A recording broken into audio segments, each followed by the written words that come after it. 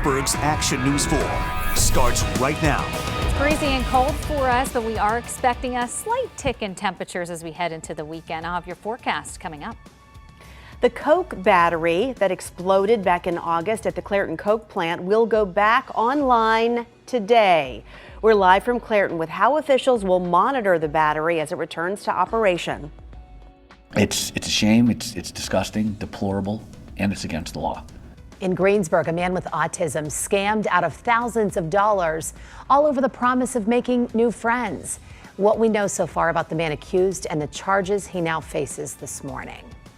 Just about 6 o'clock on this Thursday morning. Thanks so much for starting your morning. Going to want to remember to grab your jacket before you head out today. And try to get motivated to do something because the weather is so gloomy. It's hard to get going. Ashley and Elena. There it is, blaming the weather again. Yep, blame the weather for sure. There it is. Unfortunately, we're tracking our first accident of the morning, and there is a road closure because of it. So I'll break that down for you. But as far as weather goes, really no impacts on our roadways. Thank you, Elena. That's right. There is no weather impacts, at least this morning. But overall, we are going to have some gusty winds again today. They're going to pick back up this afternoon. Really going to notice it actually late morning, 9-10 o'clock. We're looking at 25 to 30 mile per hour wind gusts. Those highs will be in the low 50s. Some spots won't even hit the 50-degree mark, and a few isolated showers, which is what we are seeing right now in a few neighborhoods. It's exiting out of Allegheny. Now just a sprinkle or two passing into Kittanning and down near the Vandergrift area, southern portions of Armstrong County. A little bit more steady, though, in the portions of Greensburg and Burrell, southern Indiana into the Ligonier and Latrobe area, but that's going to continue to exit and move into the Johnstown area into portions of Cambria. Temperatures right now in the low to mid 40s, and as those winds pick up today, we are going to notice those gusts 25, some spots 30 miles per hour, especially in the higher elevations up near 30, and that's going to make our real feel still feel like we're into the mid to upper 40s, even though we will peak near 52. As we get closer to sunset, we should see a few peaks of sunshine. Elena. All right, thanks, Ashley. Let's get to that breaking news. A bad accident in Ford City, Armstrong County. So this is not near any of our major roadways, but if you live in the Armstrong County area, just a heads up, Main Street, busy Main Street, is closed in both directions between Graff and Ross because of a bad accident here. I'll continue keeping an eye on that for you. So if you do drive through that area, you'll know what to expect and when it will be reopened. Looking at the big picture, noticing the first slowdowns of the morning, Parkway West, East, Lime Green, indicating some wet roads, but this rain is so light, it is not causing ponding and major issues on your roadways. Checking in with Live Drive 4 this morning, you can see those road conditions here. It looks like actually we are bone dry as we are traveling on the Parkway West, making our way back toward the city. We drove out almost to the airport and everything was calm and quiet. Don't forget though, another beam delivery today on the Parkway East. That's going to stop traffic up to 15 minutes several times between 10 and 2. I'll break it down for you coming up, and in the meantime, enjoy these very light tunnel times. 6:02 right now, big step at the U.S. Steel plant in Clairton following that deadly explosion back in August. Coke Battery 14 will now be restarted later today after months of repairs. And the battery is that section of ovens that turns coal into coke for steel making. The explosion happened on August 11th and killed 2 workers and sent more than 10 others to the hospital. Covering Allegheny County, Pittsburgh's Action News 4's Lily Coleman joins us live from the plant this morning. Lily, let's talk about what steps are being taken to ensure that that battery is running properly. Good morning to you both. Lots of steps. This has been really a lengthy process to get that battery restored. There are some final things that need to be done ahead of that restoration a little later today.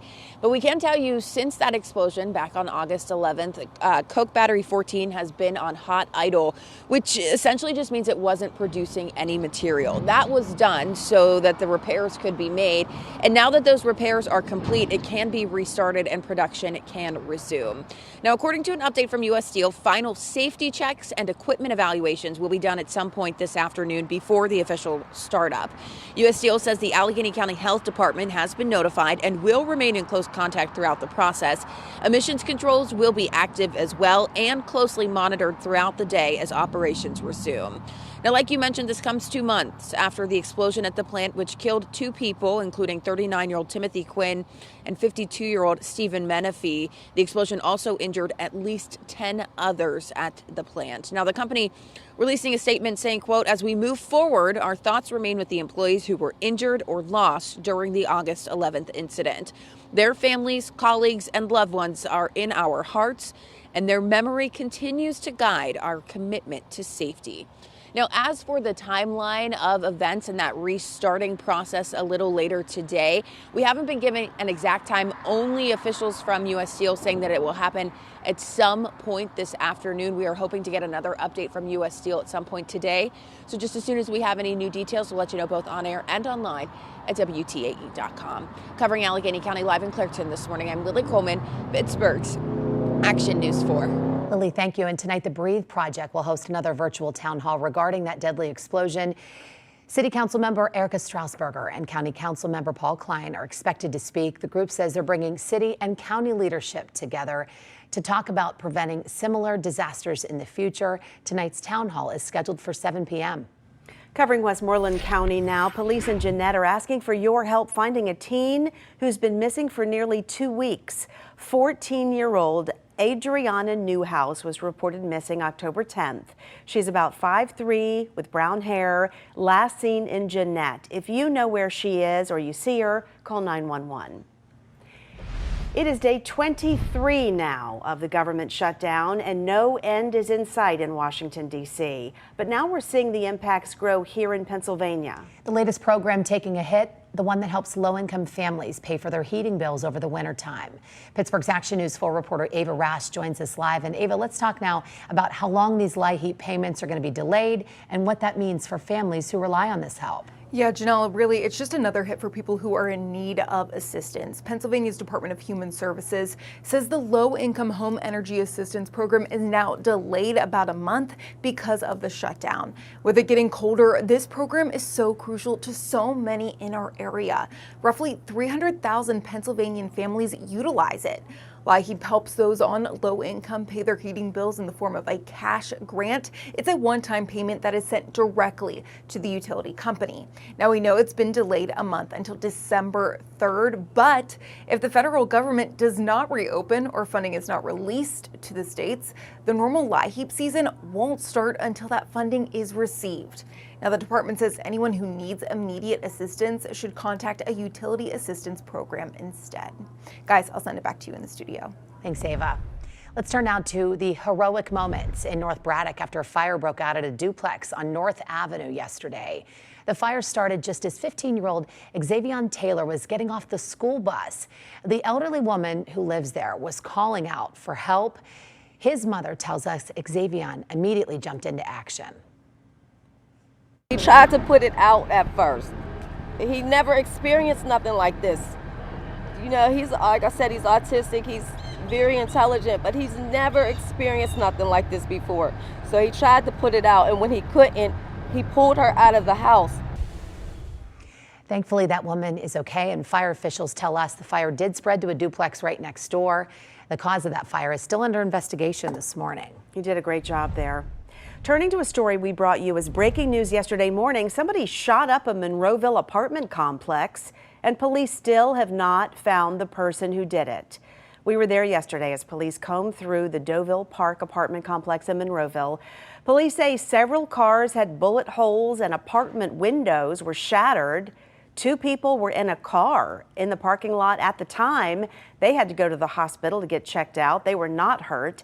As of now, no arrests have been made. In Greensburg, Westmoreland County, a man is accused of scamming his autistic coworker out of thousands of dollars. Scott Sales worked with the victim at Hillview Motors in Greensburg, according to police. The dealership works with a program that helps individuals with special needs find jobs. State police say Sales demanded the victim pay him money and promised to introduce him to new friends. Extorting the autistic gentleman to try and create and build friends. And I think that's the disgusting part of this particular case. The district attorney's office is going to move forward with every possibility of getting all of this money back. Souls is charged with theft by extortion, deception, and unlawful taking. Hillview Motors tells Pittsburgh's Action News 4 Souls is no longer with the company. The city of Pittsburgh is preparing for winter already and the weather that comes with it. We've been telling you about problems with the city's vehicle fleet, and that includes the snowplows. Council members did consider a plan that would create an agreement between the city and Munhall to try and help.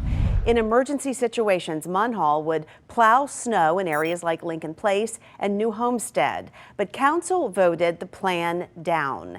Councilperson Barb Warwick proposed it and says while it wasn't passed this time, hopefully it will start the conversation for future planning. Even though it wasn't successful this time around, I really do hope that,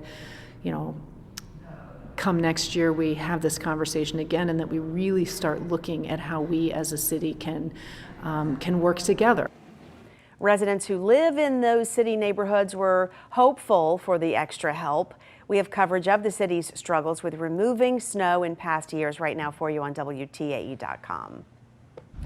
But hopefully, Ashley, as we turn things over to you, it's going to be a while before we have to worry about the snow. I wouldn't say a while, Michelle, but yeah, definitely not anytime soon, which is some good news. As you get ready to send the kids out to the bus stop this morning, though, you are going to need the coats and hats and even the gloves at times today. Temperatures are going to be into the mid-40s as kiddos are heading out. Cloudy and cold, maybe damp in some spots as we still have a few showers pushing through. Breezy with a stray shower into the afternoon, but a few peaks of sunshine later in the day. The U.S. imposes heavy sanctions on Russia. I'm Rachel Hersheimer in Washington with how this could impact the war.